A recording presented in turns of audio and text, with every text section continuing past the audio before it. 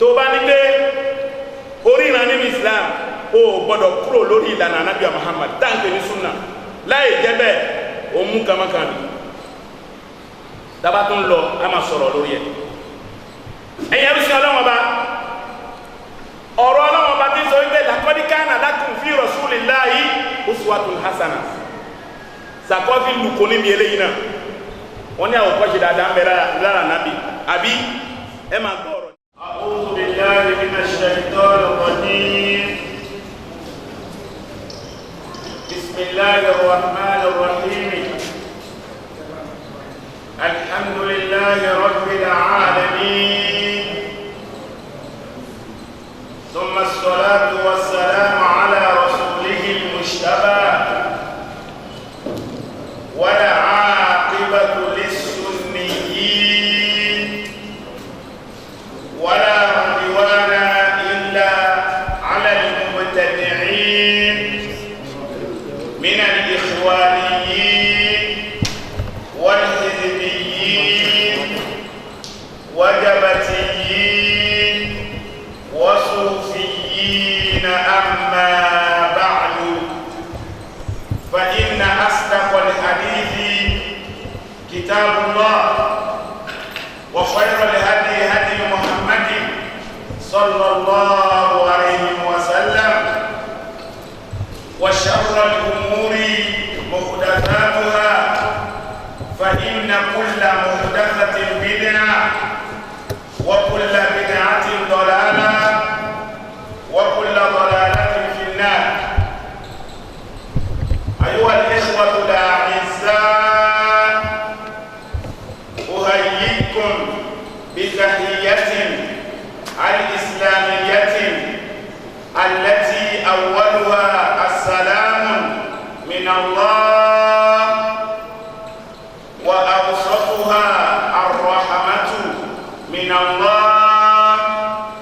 وآخرها البركة من الله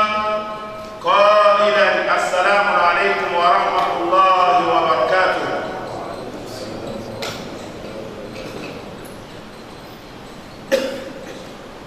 Ada ọpẹ́ fún Ọlọ́run ọba ayin ọba yìí agbétóbi abàbàrà rẹ̀ títóbi fún Allah subhanahu wa ta'ala ọba tí ń fún wa jẹ ọba tí ń fún wa mú ọba tí ń fún wa wọ̀ ọba tí ń gbọ́ gbogbo àlámàrí ẹ̀dá lórí ilẹ̀ títóbi fún Ọlọ́run ọba. Àwa tọrọ àlékún ìkẹ́ àdíjẹ fún Ànábì Muhammad sallallahu alayhi wa sallam. Ànábì ló ṣe wípé kò sí gangan ta lè sọ ní kẹ́límà gẹ́gẹ́ bí gbólóhùn, kò sí gangan ta lè mú ṣe nínú ìsìlámù dáwà yìí, kò sí eré ìṣesí tá a bá fẹ́ gbéra wa sí láti fi ṣe ìbáàdà fún Ọlọ́run bí ó bá ṣe wípé ààrùn lórí ìlànà Ànábì Muhammad. Ǹjẹ́ tí ó bá jẹ́ bẹ́ẹ̀, àánú Ọlọ́run ọba tó pọ̀ tí ó lábàá wá, ìkẹ́ Ọlọ́run ọba tó pọ̀ tí ó lábàá wá, Ọlọ́run bá wà fi fún ọmọ Abdullah táǹkì ní Ànábì Muhammad. Àdápadà orí tí bẹ̀rẹ̀ ní kí àti ìgẹ̀ yìí, àbí Allah subhanahu wa ta'ala, Ọlọ́run bá wà fi fún gbogbo tí jẹ́ mùsùlùmí lórí ilẹ̀ ayé, lọ́kùnrin ibẹ̀, lóbìnrin ibẹ̀, lọ́mọdé ibẹ̀, lágbàgbà ibẹ̀. Ẹ̀yẹ́ ń sin Ọlọ́run ọba kó tó ní wípé á mẹ́nu bá nǹkankan gẹ́gẹ́ bí tọ́pìkì tá a gbé wá. A fi àkókò yìí a fi kí ẹni tí Ọlọ́run ọba fi ṣe àkóso ìjọ yìí táǹkì rí hẹ́yà Ustadwa Abdul Nasir Abdul Ghani, gbogbo àyíká yìí tí wọ́n bá wà lọ́wọ́lọ́wọ́ báyìí, àlàáfíà ẹ̀mí gúngùn àrísìkí Ọlọ́run bá wà ṣe fún wa. Albarka la ilaha illallah. Agbára bẹ̀ àfi kí àwọn elétò àwọn ẹni tí ń tó ti fi rí bí ṣe rí báyìí gẹ́gẹ́ bí Ustadwa Nurdin Ibrahim, Ọlọ́run kí ó bá wà lẹ́kùn àlàáfíà. Albarka la ilaha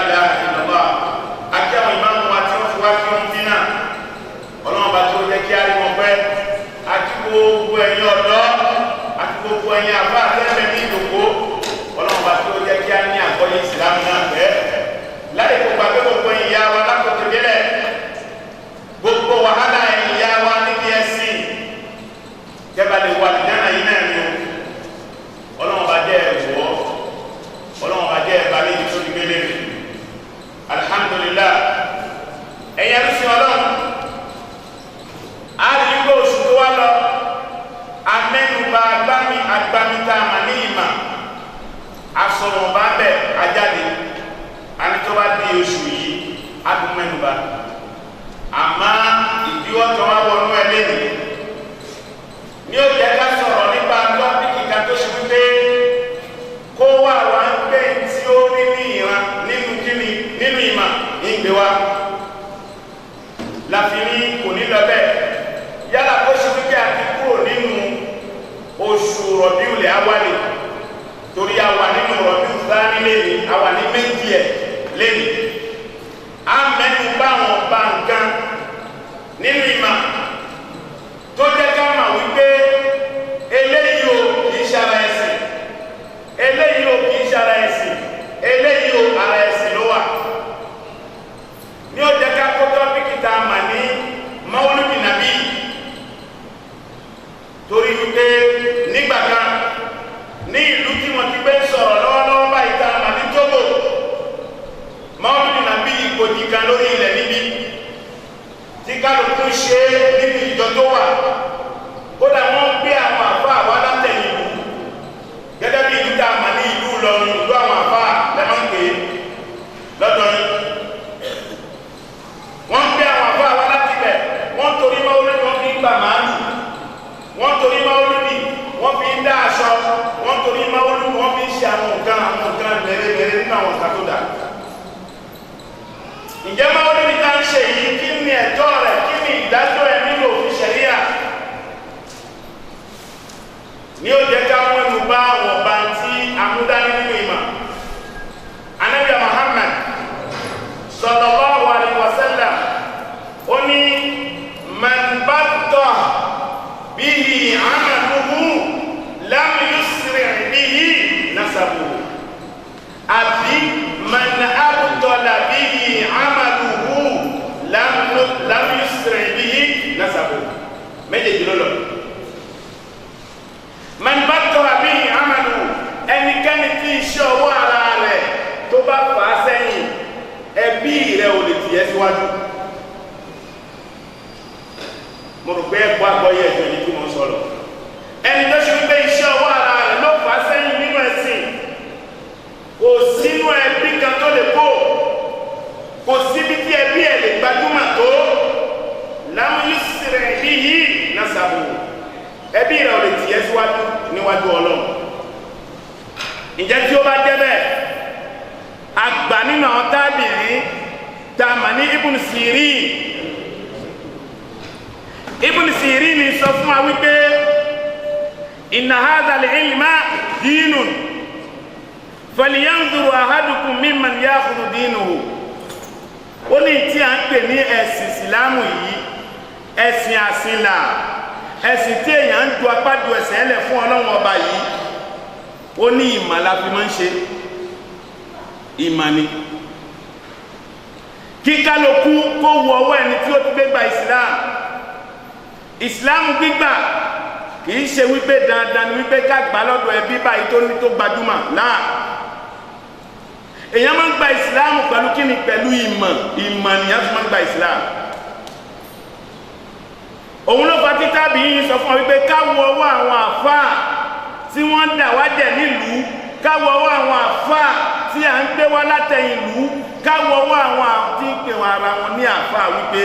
kí ni jí ń bẹ lọ́wọ́ wọn nínú ìmọ̀ ṣé òdodo ní kàbí irọ́ ẹjẹ́ àṣàkéèsí o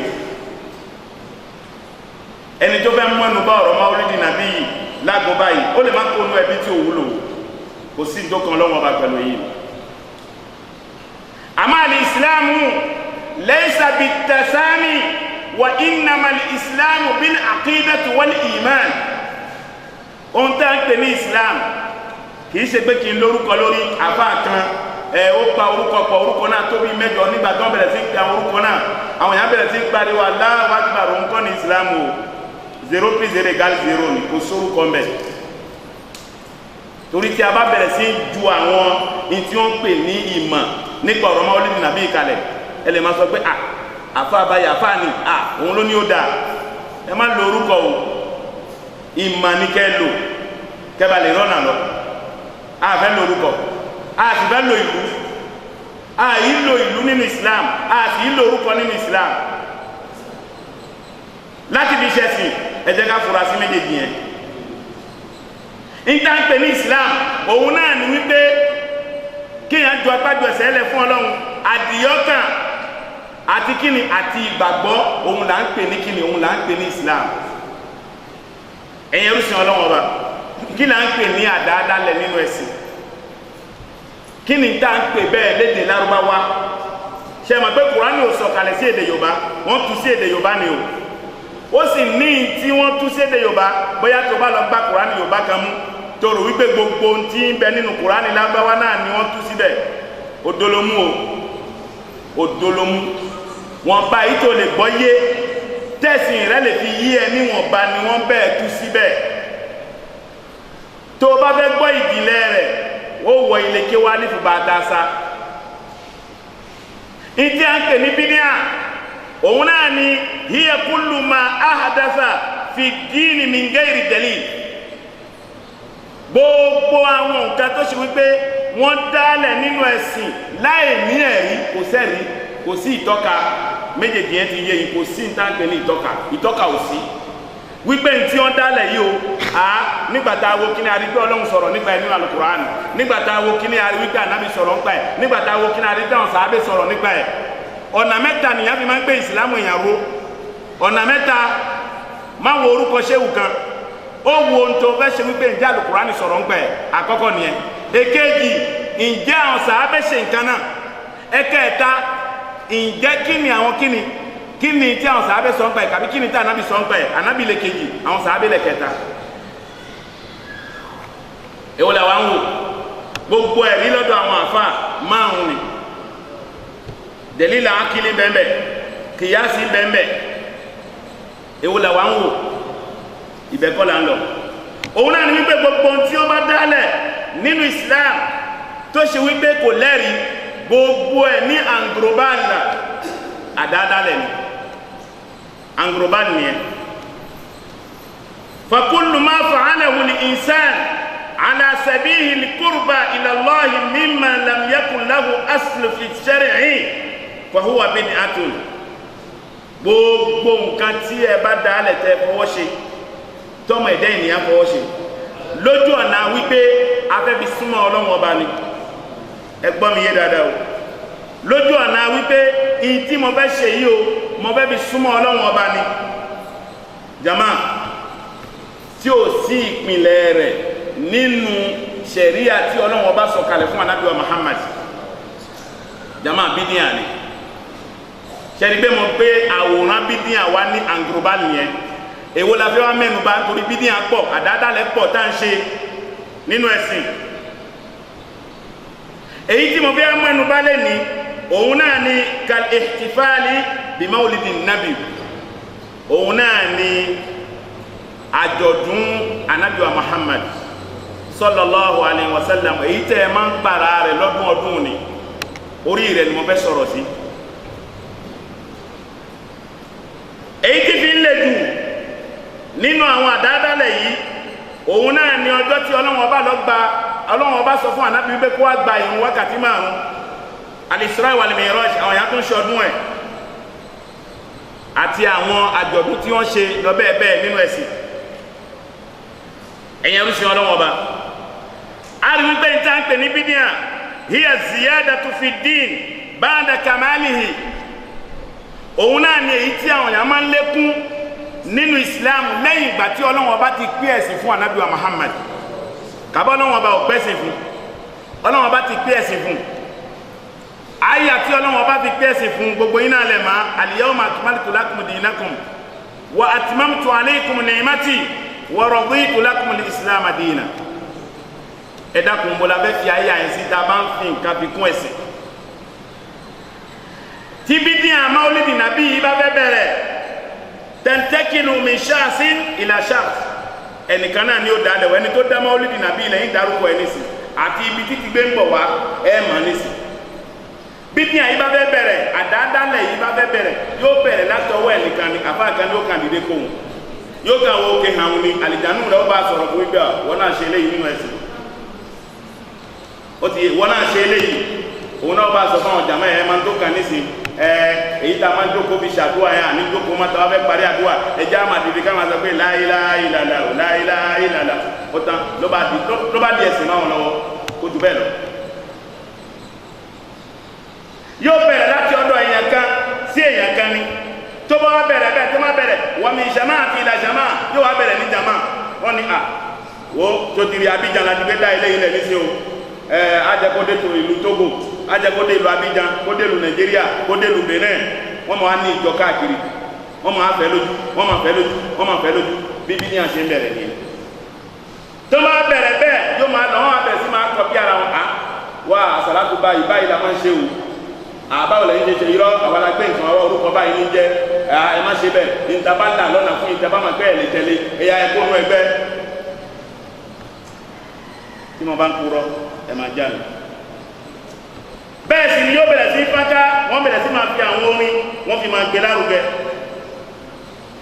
àwọn àfáà ń jẹ́ kó yé wa wípé wọ́n máa wá fún bídí àyíká wọ́n yẹn ṣúrù ha ulama al-qasiratu afhamihim àwọn tani máa ń fún bíbí àká àwọn tani máa ń fún àdáadáa lẹ́ka àwọn àfáà ń jẹ́ kó yọ wípé àwọn àfáà tó bá ṣe wípé ọpọlọ wọn bá kúrú sí ọ̀rọ̀ ẹ̀sìn ọpọlọ wọn bá kúrú tó ọpọlọ wọn ò lè gbé mímọ̀ ìmọ̀táǹpẹ̀ ní fíkìwù àwọn náà máa ń dáwọ́ àràbá ilẹ̀ àwọn ni tó ṣe wípé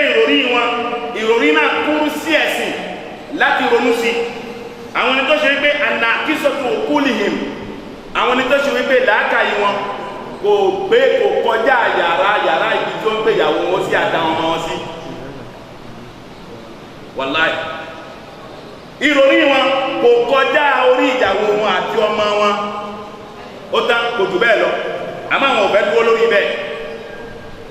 ó ti yé ń sìn bẹ́ẹ̀ ni wọ́n máa fún àwọn bíbí àyíká wọ́n bẹ̀rẹ̀ sí máa lùlù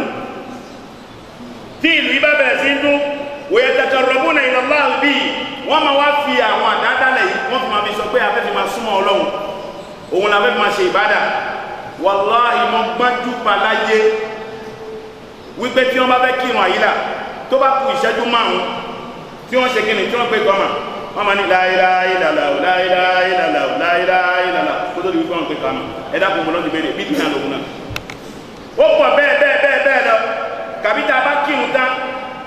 tọ́mà ìmáàmù bá sálámà wọn ni subhanallah walhamdulillah wala ilaha illallah Allahu akbar lóòótọ́ ni ọlọ́wọ́n bá ní jẹ́ bẹ́ẹ̀ ìjẹ́ bẹ́ẹ̀ lẹ́ ànábì bẹ́ẹ̀ sí wa ànábì ò bẹ́ẹ̀ sí wa bẹ́ẹ̀ ẹ̀yẹ rúṣì Ọlọ́run kí ló fà tẹ̀wọ̀n bí ní àyíkí káàkiri lórí ilẹ̀ òun náà ni al-jahlu bi ahkami din òun náà ni kí yàn lùkọ níbi ìdájọ́ Ọlọ́run bí yàn bá lùkọ níbi ìdájọ́ Ọlọ́run ọba bí yàn bá jẹ́ aláìmọ̀ níbi ìdájọ́ Ọlọ́run ọba bẹ́ẹ̀ ni ó ṣe máa gbé àwọn àdádálẹ̀ wá nínú Islam àwọn àdádálẹ̀ yìí á rí pé àwọn àfà wọ́n ní a kó àwọn àdádálẹ̀ náà a kó sí abẹ́ kọ́ídà mẹ́ta kí là ń pè ní kọ́ídà òun ní orí ọ̀rọ̀ a kó gbogbo ẹ̀ sí abẹ́ orí ọ̀rọ̀ mẹ́ta òun náà ní wípé àkọ́kọ́ òun náà ní wípé àwọn nǹkan yìí tẹ́ ń ṣe kò sí èyí méjì wípé at-taqarruba ila Allah bima lam yashra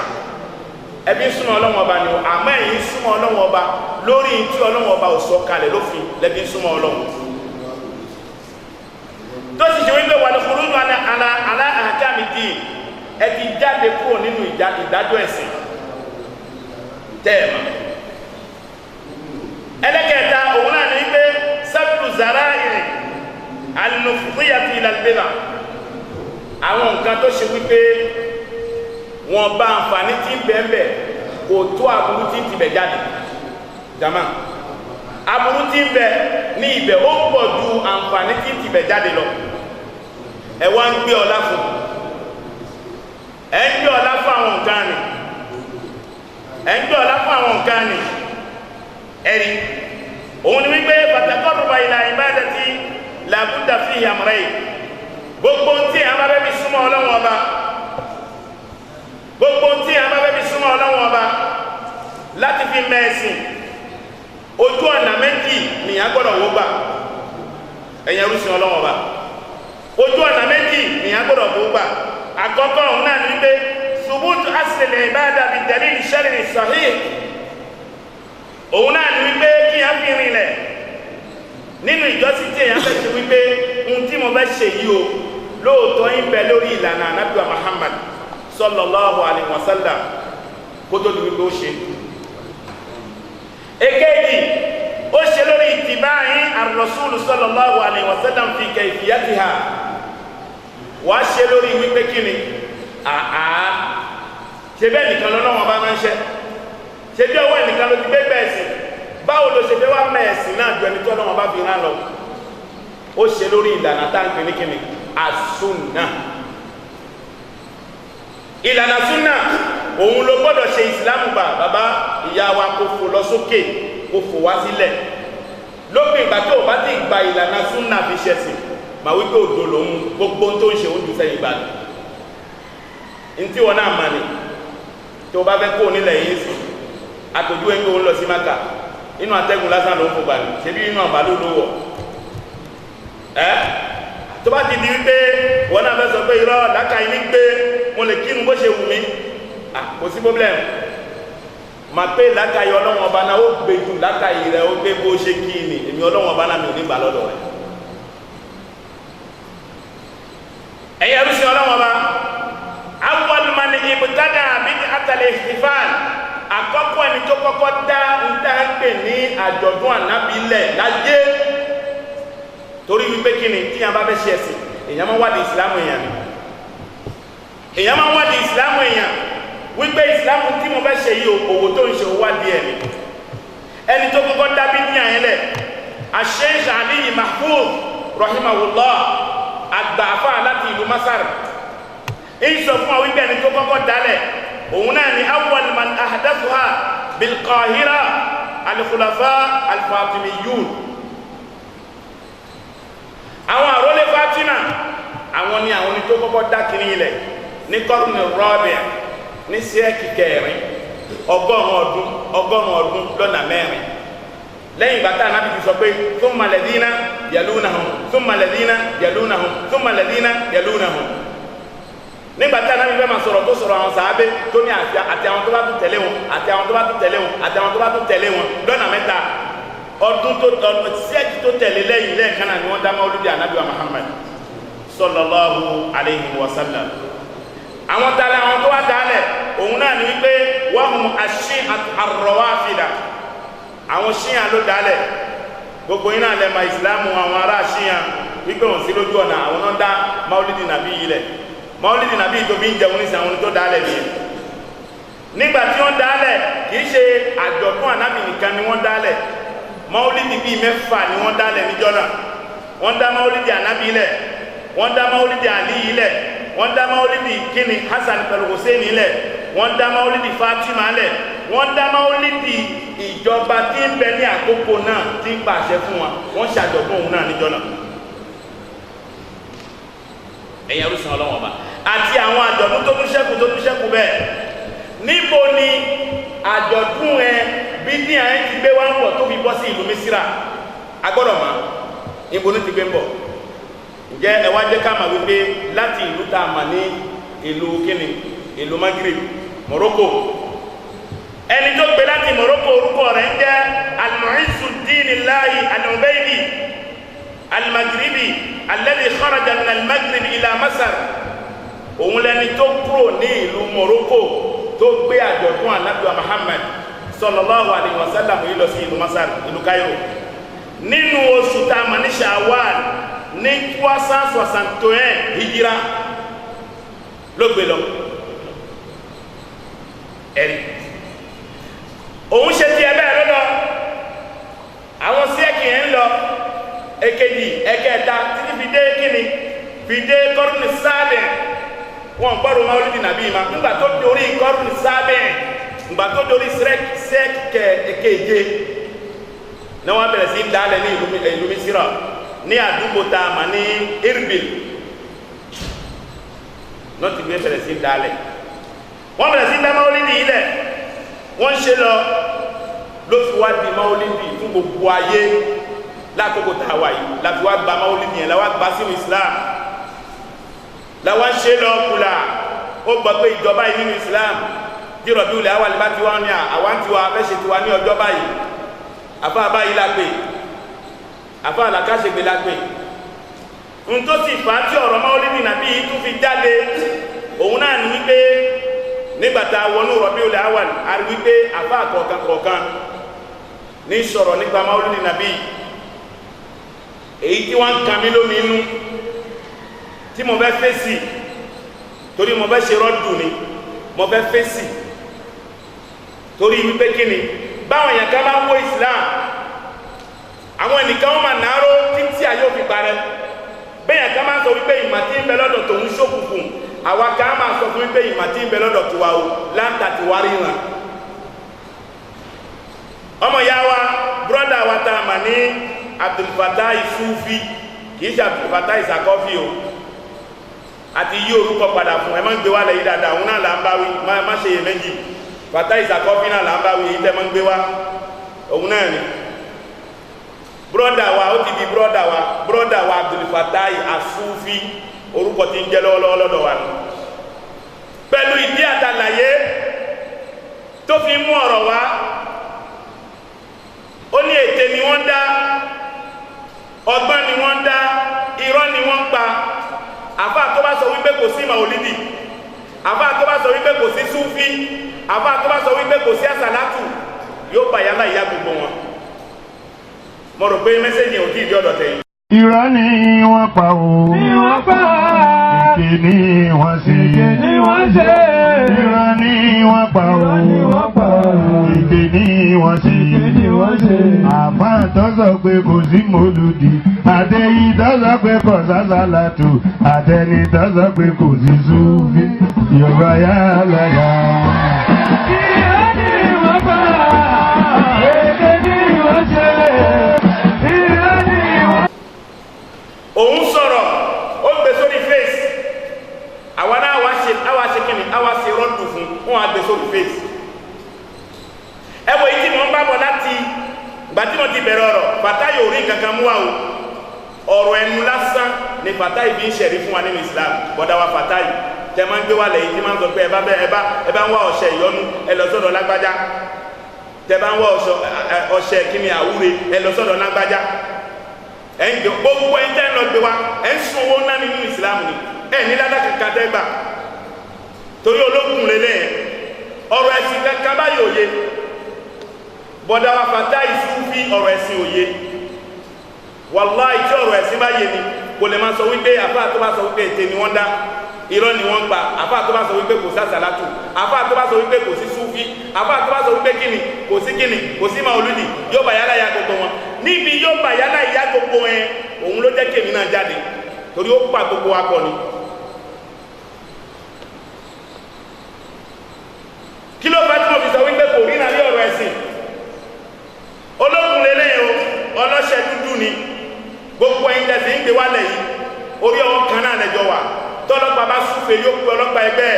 orí ọwọ́ kan náà ni nọ́bà kan náà ni gbogbo yín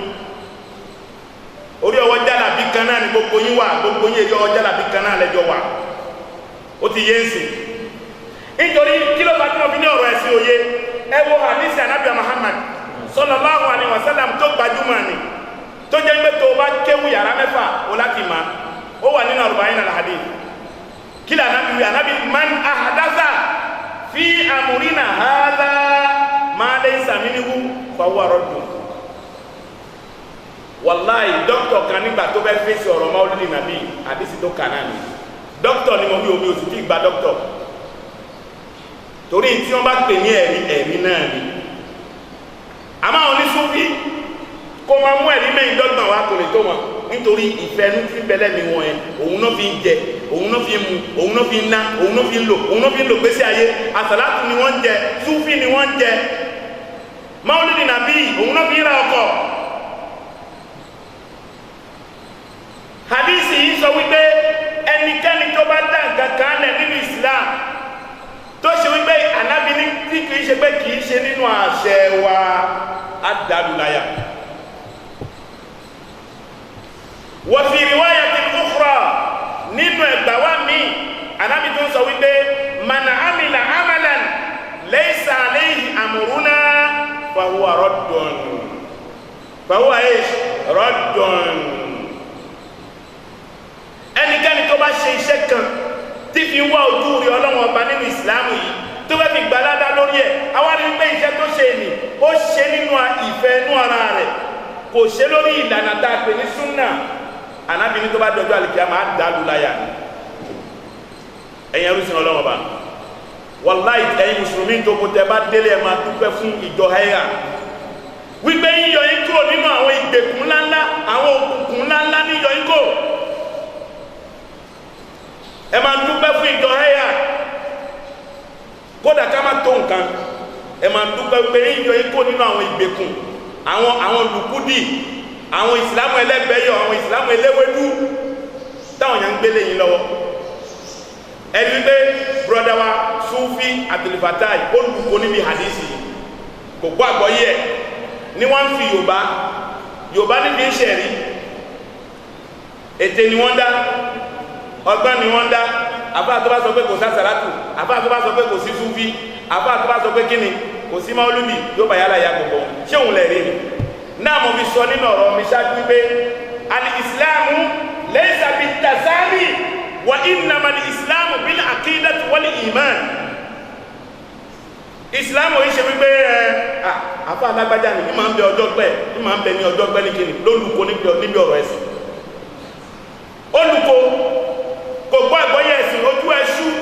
kò ríran ojú ẹ̀ ti fọ́ ojú láyéláyé náà fi ń wo Islam ojú láyéláyé ni wọ́n fi ń wo Islam nílẹ̀ Yorùbá ojú láyéláyé lẹ́ fi ń wo kò síbẹ̀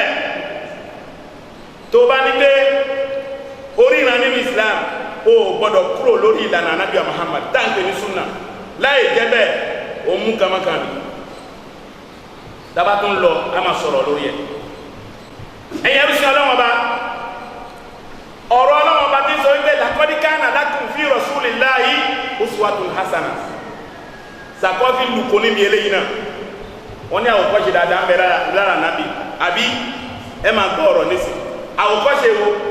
ṣá àwòkọ́ṣe bí ní àníbẹ̀ lára Ànábì ni ẹ dá mi lóhùn ṣá àwòkọ́ṣe Súfí níbẹ̀ lára Ànábì ni ṣá àwòkọ́ṣe àsàlátù níbẹ̀ lára Ànábì ni nígbà tó Ọlọ́run sọ fún àwọn màlẹ́kà àtàwọn sàábé bẹ́ẹ̀ ṣe àsàlátù fún Ànábì ṣé àwọn sàábé ò padà béèrè àwọn sàábé bí Ànábì irúfẹ́ àsàlátù olóyè ká máa ṣe fún Ànábì kò pariwo jìnnà Ibrahimiya náà ló gbé wa kí ló tí wọ́n lè ṣe Ibrahimiya náà Ibrahimiya náà mélòó ló ṣe nísìn mélòó ló ṣe léyìn ṣé wọ́n ní tàbá fẹ́ ṣe Ibrahimiya náà kájọ kójọ ni mú ẹ̀rí wípé wọ́n ní kájọ kójọ ká máa sọ Allahumma salli ala sayyidina Muhammadin bá dé ní máa ó gbé jama wọ́n bọ́ wa lórí kéèsì báwọn náà ti ń gbé Sulaimana Faruku gangan lórí tó sọ lórí Salatul Fati wọ́n ṣe bá aṣọ ẹ̀ka lẹ̀ fún tó bá pé ìdúgbò wa ẹ̀wọ̀n tí sàkọ́fí tí ń pè rẹ̀ sàkọ́fí àgbọ̀rọ̀ ló sàkọ́fí fún ma wọn ò ní sàkọ́fà ẹ̀yẹ rúṣì ọlọ́wọ́ bá Ànábì Muhammad sallallahu alaihi wasallam tuwaffa Rasulullahi sallallahu alaihi wasallam fi 12 Rabiul Awwal as-sanati 11 lil-hijra fakana ashaddu al-ayami dhulma ala al-muslimin. Ànábì Muhammad ó papòdà ìtumọ̀ ẹni wípé Ànábì kú ìtumọ̀ ẹni wípé Ànábì padà lọ sọ́dọ̀ Ọlọ́run ní kíni ní 12 oṣù òkè ọjọ́ tá a mọ̀ ní oṣù Rabiul Awwal ní déédé ọdún 11 nígbàtí Ànábì kúrò ní ìgboro Mákà wá sí Madina ní ọjọ́ tó ṣe wípé ó lè kókó máa mùsùlùmí jọna ayé ṣòkùnkùn sí wọn ní gbogbo gbàtí Ànábì fi gbé ayé lọ ní Ànábì ò ṣe tó ń pè ní Maulidi Nàbí Ànábì ò ṣe Ànábì ò ṣe kò ṣe tí wọ́n pè ní Maulidi Nàbí a rí bẹ́ ìsìfàl bí Maulidi Nàbí muharram fi din èwọ̀ ní nínú Islam a gbọ́dọ̀ ṣe ìdí àtàlàyé tó fi jẹ́ ìwọ̀ òun ni wípé tí ò bá jẹ́ ẹ̀sìn fún wa lọ́dọ̀ àwọn aṣáájú kò gbọ́dọ̀ jẹ́ ẹ̀sìn fún àwa náà lóde ìsìn kọ́ídà kan tó ní agbára gan orí ọ̀rọ̀ kan tó ní agbára bó bá rí ẹnìkan tó máa ṣe nǹkan kan nínú Islam wádìí wípé láti ibo nìkan náà ti ń bọ̀ ẹ̀yẹ rúṣẹ́ ọlọ́wọ́n bá á rí wípé ìmọ̀ dáadáa bídíà maulidi nàbí ilẹ̀ nínú Islam lámúyẹ́kùn àfi áàdì sọ̀hábà kò ṣẹlẹ̀ nígbà yà àwọn sàábé lẹ́yìn bàtà nàbí kú àwọn sàábé kan ò ṣe sàábé kankan ò ṣe maulidi nàbí máa ka àwọn ọdún kọ̀ọ̀kan tí àwọn sàábé kọ̀ọ̀kan ṣe lérí khalifa àbá àti ìpèrè láàfà tó máa kéwu tí ó ma àwọn àrólé ànábì Muhammad sallallahu alaihi wasallam kó má ọdún tí kálukú wọn lò lórí òye ó fẹ́ máa sọ̀rọ̀ lórí maulidi nàbí ẹ̀dìgbẹ́ olùkọ́ níbi ìmàgán bọ́dá Fatai Sufi olùkọ́ gan ẹbẹ́ wà bẹ̀rẹ̀ lọ́dọ̀ wípé ọdún mélòó ni Abubakar lò lórí halifa ẹbẹ́ wà bẹ̀rẹ̀ lọ́dọ̀ eléyìí a rí pé àwọn olùmọ̀jẹ́ kó yé wa wípé mukhtalifun fi tahdid yawmi mawlidi nabi sallallahu alaihi wasallam àwọn olùmọ̀ṣe ìyapẹ̀ pípọ̀ wallahi kò sí olùmọ̀kan tó ma ọjọ́ tí wọ́n bí ànábì pàtó kò sólùmọ̀ náà láyé nígbà ọjọ́ báyìí náà bí ànábì ẹ̀ẹ́kà máa gbọ́ngbọ́n ní wọ́n bí ní Rabiul Awwal ní ọjọ́ wo kò sí nínú àwọn olùmọ̀ wọ́n ní wọ́n bí ní kíni wọ́n bí ní mẹ́jọ nínú Rabiul Awwal àwọn olùmọ̀ kan sọ wípé wọ́n bí ní kíni wọ́n bí ní ọjọ́ kẹwàá nínú kíni oṣù Rabiul Awwal àwọn kan sọ wípé wọ́n bí ní ọjọ́ kíni As-Samina Ashara méjìdínlógún wa As-Samina Ashara ó wà ẹni níbẹ̀ nínú àwọn olùmọ̀ tí ń sọ wípé wọ́n padà bí ní 12 oṣù Rabiul Awwal níbẹ̀ nínú wọn tí ń sọ wípé wọn tẹ̀wá bí níbẹ̀ nínú kíni Rabiul Thani nínú Rabiul Kabi nínú Rajab ẹ̀dàkùn wọlé abẹ́ lónú gbogbo ẹ̀ àfà tó bá bẹ́ jẹ́ àfà ó gbọ́dọ̀ jẹ́ akíkanjú níbi ibi research ti ṣe ibi báàsù ó sì lè máa báàsù ṣe nígbà tó bá kéwú débẹ̀ torí báwo ló ti fẹ́ ṣe báwo ló ti fẹ́ ṣe báàsù náà gbà báwo ló ti fẹ́ ṣe research náà gbà nínú kéwú ó ní ibi tó kàádé kó tó ti gbogbo rí ṣe má gbé kéwú onímà òbí sọ pé ó fẹ́ fi yanjú ọ̀rọ̀ ẹ̀sìn ọpọlọ ẹ̀ ó dà yóò kálé ó padà fi ilẹ̀ fún àwọn ẹni tó máa ń pẹ́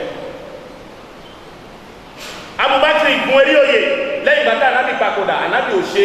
àwọn sàábé ẹ̀wọ̀n ò ṣe Abubakar gun erí oyè ó lo ọdún kíni ọdún 2 àti oṣù 6 máa kọ́lẹ̀ ó tún lè má gbọ́hùn yìí mọ́ wàhálà kan la ṣe lábìríkọ Abubakar lo kíni ọdún 2 lẹ́yìn bàtà ànábì kú ọdún 2 ló lò àti oṣù 7 kò ṣe kíni kò fi ọjọ́ kan fi rántí wípé ẹ̀tẹ̀jẹ́ ká ṣe maulidi nàbí wọ́n ṣe maulidi nàbí ilẹ̀ ìrẹ̀pẹ̀tẹ̀ tí mo bá sọ̀rọ̀ fún ilé sí ní àǹfàmẹ́ kò sí ọ̀rọ̀ tó ti àfá bá ti láti sọ tó bá ti jọ ọ̀rọ̀ ẹ̀sìn wallahi orí ẹ̀ni àwọn sàábé tánsí tó bá tánsí lórí ó bá jẹ́ àfá ó lálàáfíà maulidi nàbí wọ́n torí ẹ̀ nílùú àfámẹ́ wọ́n ń gbé àfá àwálẹ̀ yìí wọ́n máa ń torí ẹ̀pà màálù ẹ bá mi fi owó pé kí ló dé tí wọ́n rí ṣe máa nìsí owó ti tán nígbàtí àfá àgbà àwọn tó lò wọn ní jìbìtì mo sọ fún wípé ìyá ogún ọdún a máa padà gbóná lálàlà ẹ̀ ń ṣe kalẹ̀ ní àwa máa kàbí tí ẹ̀ ní ọjọ́ ọ̀rọ̀ àgbéjáde wọ́n jápájápá kúrò lára àfá tó jẹ́ pé kò ní sọ òdodo wàláhì gbogbo màálù náà máa ń pa wọ́n máa ń náwó síbẹ̀ wọ́n ń bà náwó síbẹ̀ wọ́n torí ẹ̀dọ̀ òdìdí lọ ní wọ́n lọ gbé àfá wa kí ló dé tẹ́ ẹ̀rí ṣe má owó ti tán kàbí kí Ọlọ́run ti da ìjà sáàrin àwọn pẹ̀lú àfá Abubakar ló lọ bẹ́ẹ̀ kò ṣe kíni kò ṣe maulidi kò ṣe ó di ayé Umaru gba ìjọba fún òdìdí kíni òdìdí ọdún 10 àti kíni àti oṣù 6 10 sanawat wa 16 ashhur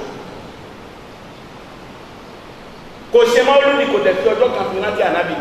Umaru tó ṣe wípé radiyallahu anhu ibi tá ànábì bá jókòó sí tó bá dìde fún mẹ́ Umaru padà jókòó mẹ́ láti gba àlùbáríkà kò wá rántí fún gbogbo òdìdí ọdún mẹ́wàá tó ṣe àti oṣù mẹ́fà kò wá ṣe máwùlídì kò ṣe máwùlídì ànábì kan títí ó fi sílẹ̀ wọ̀. akó láyé Umar abọ́ sí ayé Usman lo òdìdí ọdún méjì lágbàkó lólò lórí halifa kò rántí ṣe kíni àjọyọ̀ ànábì láyé Usman wọn ti kó Kùránì jọ láyé Abubakar wọn kò jọ láyé Umar wọn kò jọ tani Kùránì náà sọ̀kalẹ̀ fún ànábì wa Muhammad sallallahu alaihi wasallam. Ẹ̀yin mùsùlùmí ẹ jẹ́ kí làákàyè wa kó ṣiṣẹ́. Gbogbo àwọn mẹ́tẹ̀ẹ̀ta ànábì fẹ́ ọmọ Abubakar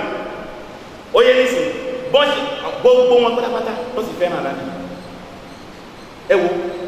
ẹwu làákàyè ẹwu fìkìrà náà ló fà tó o bá fẹ́ kéwu lọ kéwu tí àwọn bàbá wa ké má kéwu ẹ̀bẹ́yọ̀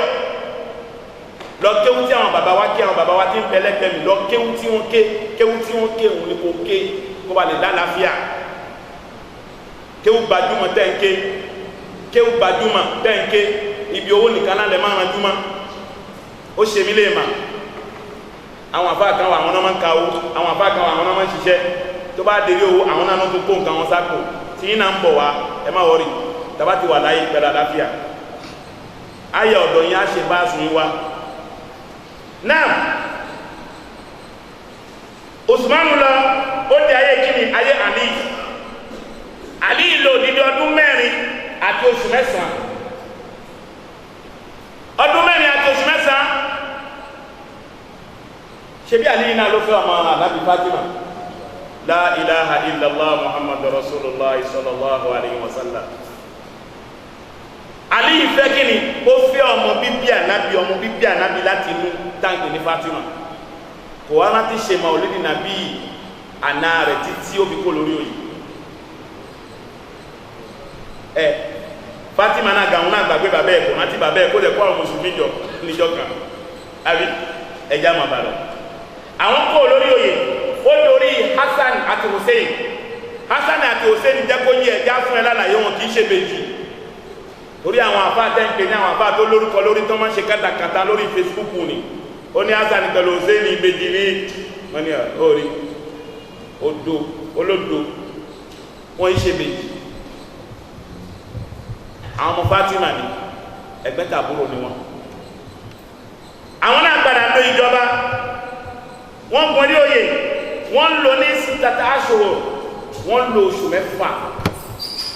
torí Ànábì Muhammad sallallahu alaihi wasallam ó ní khalifa tó àwọn ní tí ó rólè tó 30 ọdún ni wọ́n ṣe. ẹ bá mi bí bọ̀dà Fatai Sufi wípé àwọn tó rólè Ànábì kó sọ ọdún wọn lẹ́ẹ̀kan náà ọdún mélòó ni wọ́n ṣe ọpọlọ ẹ̀kùnkùn kan ibi ọṣẹ dúdú àti amúniwíyè àwòrì pípé náà ló gbé wálẹ̀ yíjọ́ òní ló wá pín fún wọn. ẹ bá fẹ́ rí ọṣẹ dúdú mi ẹ lọ sọ́dọ̀ àfáà lágbájá tẹ bá fẹ́ rí àǹtí mi ẹ lọ sọ́dọ̀ lágbájá ń táwọn máa ń pín kiri náà nìyẹn sọ́ọ̀lẹ̀ kó dowó ẹ̀sìn ń pè wọ́n láàfáà àgbà àwọn ta ní pè wọ́n láàfáà àgbà àwọn ta ní nígbà táwọn ń jẹ́ ọmọlẹ́kéwọ́ àwọn bàbá àwọn ta ní pè wọ́n láàfáà àgbà àwọn ta ní ìgbà tó jẹ́ ń bẹ̀yìn gan ìsìlámù eléwédú lẹ́mọ́ nídìí ìsìlámù ẹ̀bẹ̀ ìsìlámù ìtànjẹ àìkàyàn kún àìpèyàn ní kankan ẹ̀rí ohun la máa ń lo ìsìlámù tí ò ní tìjú à ní tìjú kankan báyìí àì ní tìjú ẹ̀sìn kó sáà ti délẹ̀ òun ni pọ́blẹ́mù wa. Ànábì ní àwọn tó bá rólẹ̀ tó ó ní 30 ọdún ni wọ́n ṣe wọ́n ti ṣe 30 ọdún náà tẹ́ bá ṣe gbogbo ọdún tí mò ń kàbọ̀ wá títí nìsí oṣù 6 náà ló ṣẹ́kù oṣù 6 náà ni Hassan pẹ̀lú Hussein lò ó fi pé 30 ọdún lọ́ṣì lọ́dọ̀ ara rẹ̀ kìí ṣe nílá dé yìí. lẹ́yìn ìgbà táwọn lo àsìkò wọn lọ ní ìjọba bọ́ sọ́wọ́ kíni ìjọba Muawiya dé ìjọba mùsùlùmí tá ń pè ní Muawiya lọ́ka ìṣúà lọ́ka tarikh wọ́n tó jẹ́ àfà lọ́ka tarikh ìjọba wọn pè ní ìjọba Muawiya lọ́ka nínú síra tó yẹ ìjọba Muawiya dé ó lò ti sí àtàṣàrà amen ó lò dídí ọdún 20 ó dín kan tá ń pè ní kíni 19 àbí bẹ́ẹ̀ kọ́ 19 náà wọ́n lò lórí òye àwọn wà láti ṣe maulidi nàbí ànábì kankan wọn láti ṣe títí wọ́n lò dídí 19 lórí òye àwọn tó wọlé àwọn sàábẹ̀ ní ẹ̀wọ̀ wọn láti ṣe subhanallah àwọn kò lórí oyè ìjọba kí ìjọba kíni wọ̀já ad-dawlatu al-umawiyya àwọn umawi gbàgbàdé àwọn ìjọba kan náà là ń pè bẹ́ẹ̀ nínú Islam àwọn náà dé wọ́n lo ìjọba wọ́n lò lọ lásìkò Umar ibn Abdul Aziz wọ́n lo ìjọba àrí kankan náà tó sọ pé àgbàdì tá a tẹ̀ wà lórí àga rẹ̀ yìí o káàtẹ̀ ṣe ìkíni káàtẹ̀ ṣe mọ̀ olódì fún wọn rí ṣe nígbà táwọn lọ wọ̀dá àti ad-dawlatu al-Abbasiyya àwọn ìjọba Abbasi bá dì àwọn náà lo ìjọba àwọn Abbasi bá gba lo ìjọba ló jẹ́ àrídì gbogbo eléyìí àwọn náà lo ìjọba àwọn náà lò ó nígbà ayé ẹ̀ náà ni Harun al-Rashid lòun náà lo ìjọba àwọn rí Maulidi Nabi ṣe Maulidi Nabi yàn rí ṣe àwọn ò fẹ́ràn Nabi gbogbo àwọn tá a kà yẹn àwọn ọ̀tẹ̀ fẹ́ràn Nabi bọ́dáwà Abdul Fatai Sufi òun ló fẹ́ràn Nabi àwọn bọ́dáwà Fatai Sufi yẹn ó fẹ́ràn Nabi gan àti àwọn jàmẹ́ tó wà ní ìlú Togo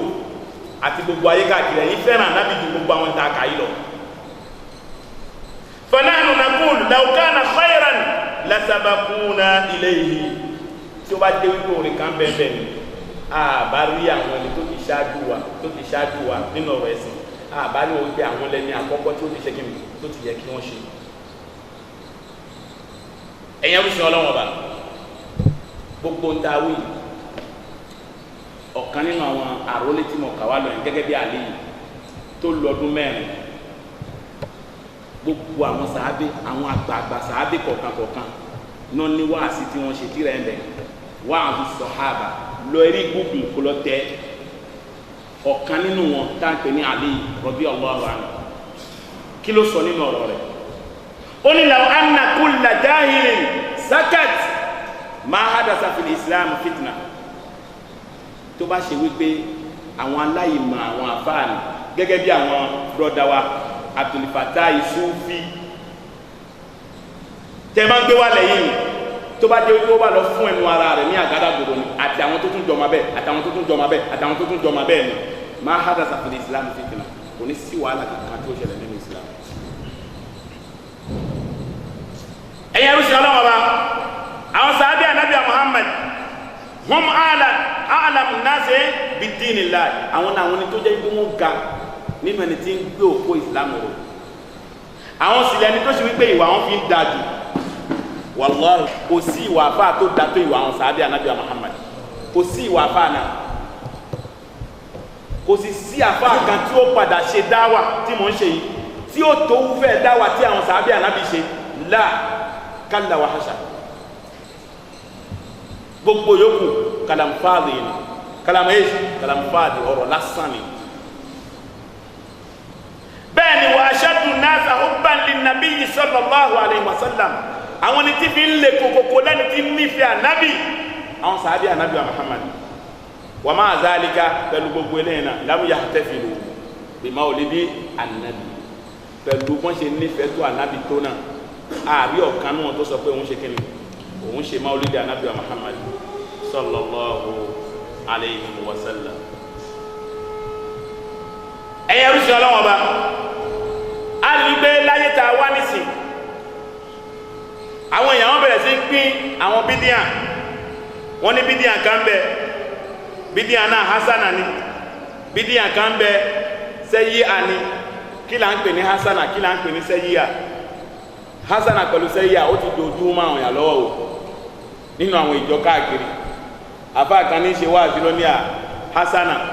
ẹnìkan máa jáde nínú àwọn ìjọ yẹn ó ní à àfáàsí ń pariwo hasana látòjọ ya àmọ́ tó ń pè ní hasana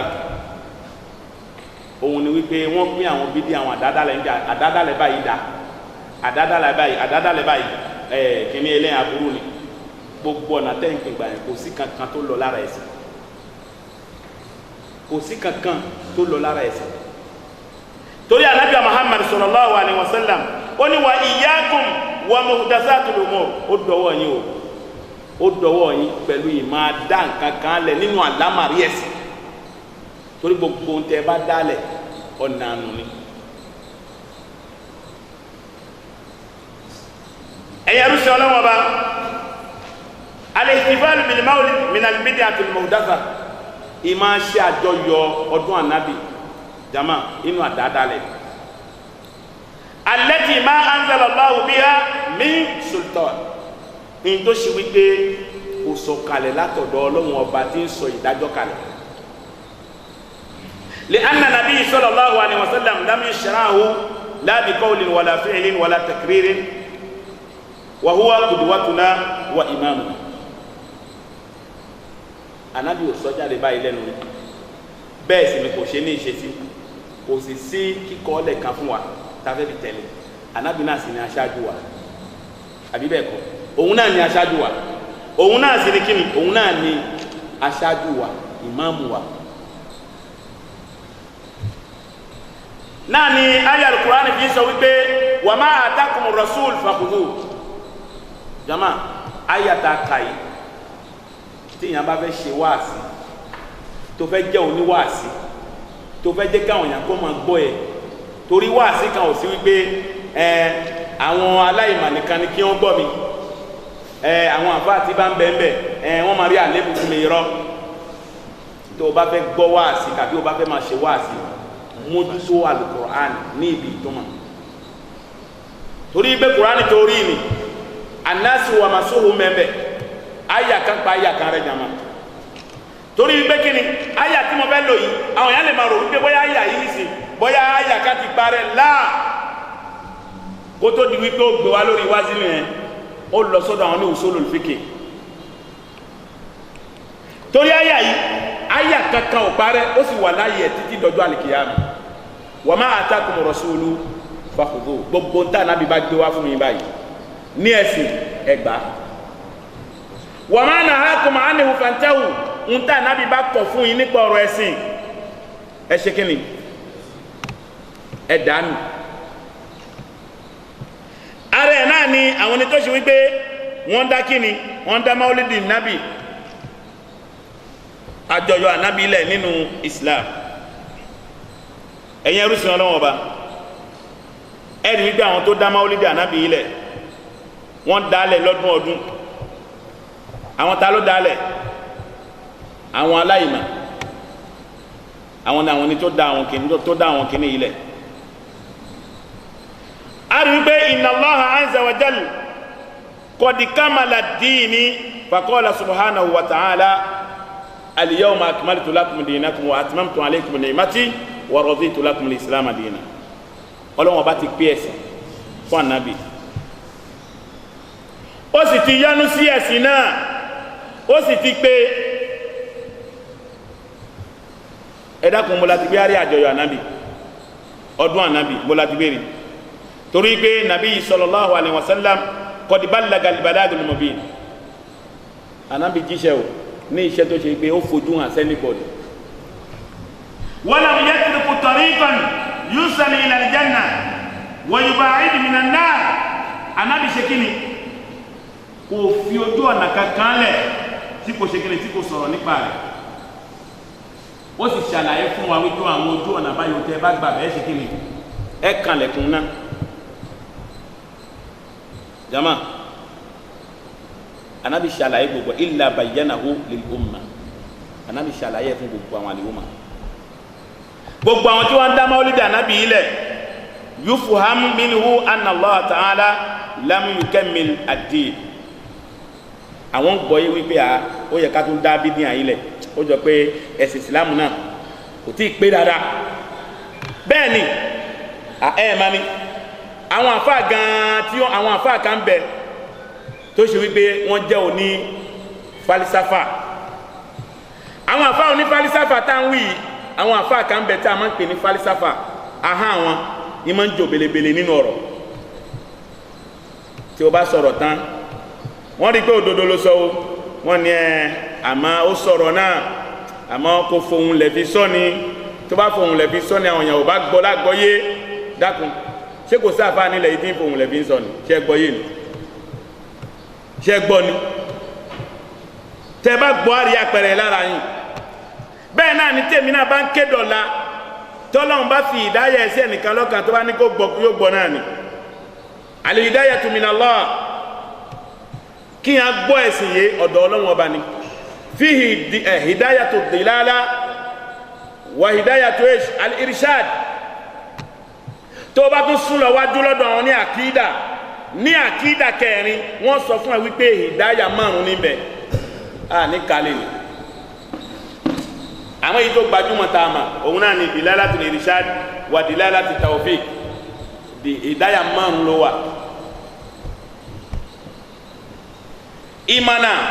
ọ̀kan là ń sọ yìí eléyìí òun náà là nábì náà wá sọ àmọ́ wípé kí yàn ṣe kò ń gẹ̀rì Ọlọ́run ọba ló ní ẹ̀dá kọ́ ló ní. a rí wípé àwọn eléyìí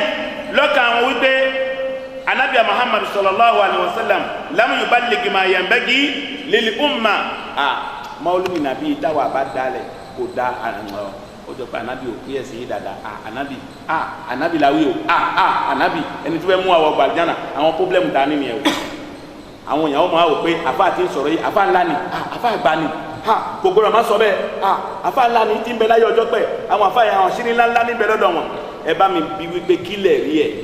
ẹ̀rí náà ò dùn wípé ètè ni wọ́n dá irọ́ ni wọ́n pa àfa tó bá sọ pé kò sí maulidi àfa tó bá sọ pé kò sí àsàlátù àfa tó bá sọ pé kò sí sufi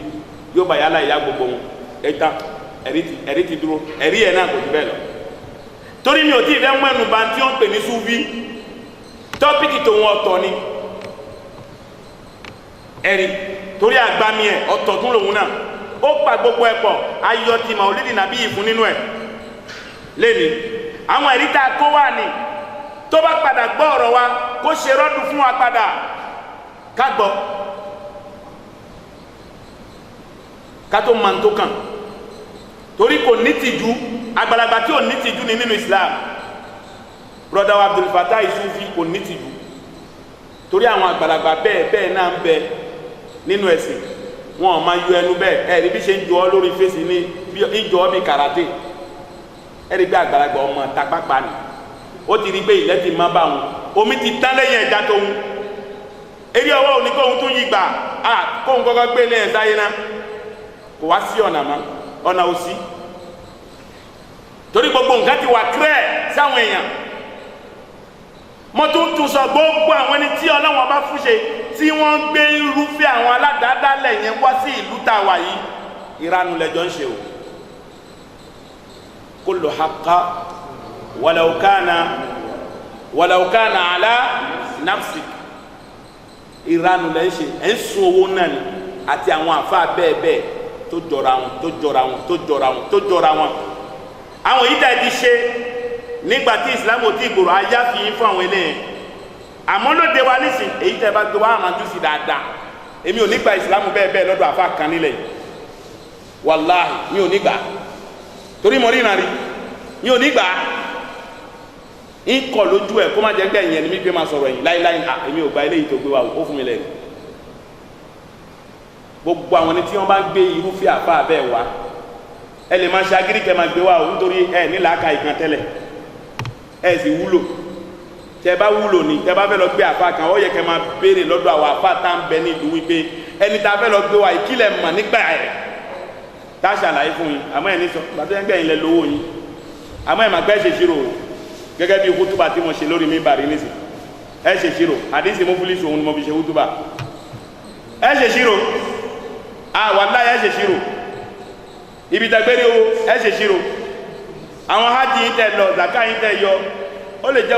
ẹ̀hún lẹ́bi sẹ̀sán wọ́n bá yí tá a sọ yìí kọ́lọ́wọ́n bá kí ó jẹ́ kí a bà ní ibi tí ó ti gbé lérè torí afẹ́fẹ́ ọ̀rọ̀ yìí lójú lọ síbi kí ni ìyàtọ̀ tí ń bẹ láàrin àdádálẹ̀ àti ẹ̀ṣẹ̀ àmọ́ kò sí àsìkò náà mọ́ kọ́lọ́wọ́n bá kí ó gbà lẹ́sìn fún wa a sì ń gba bí a fi ń sọ fún anybody wípé pẹ̀lú ògbótọ́ Ọlọ́run a wà nínú ìpalẹ̀mọ́ láti gbé Sheikh Imran Eleha wa